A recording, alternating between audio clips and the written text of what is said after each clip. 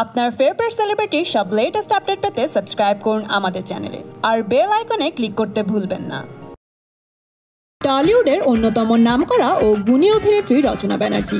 Tollywood ছাড়াও তিনি তামিল, তেলেগু ও বলিউড ছবিতে কাজ করে সুনাম অর্জন করেছেন। চলুন তাহলে জেনে নেওয়া যাক অসম্ভব গুণী এই অভিনেত্রীর লাইফস্টাইল সম্পর্কে। রচনা ব্যানার্জি 1974 সালের 2 অক্টোবর জন্মগ্রহণ করেন। তাকে সবাই রচনা নামে চিনলেও তার আসল নাম ঝুমঝুম ব্যানার্জি। পরবর্তীতে পরিচালক সুখেন দাস তার নাম পরিবর্তন করে রচনা নাম দেন। টলিউডে তার অভিষেক হয় 1994 সালে। ওই বছরই তিনি মিস কলকাতা উপাধি লাভ করেন। এছাড়াও তার মিষ্টি হাসি ও আকর্ষণীয় চেহারার জন্য তিনি আরও বেশ কয়েকটি সুন্দরী প্রতিযোগিতায় পুরস্কার লাভ করেন। এই নায়িকা জীবনে বিয়ে করেছেন দুবার।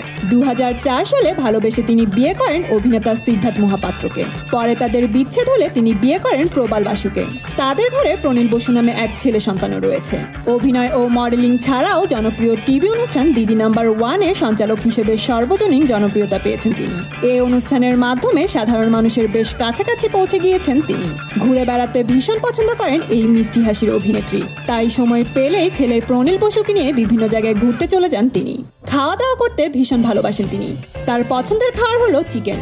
তাই ছেলে প্রণীলকে নিয়ে মাঝে মাঝেই খেতে চলে যান রেস্টুরেন্টে।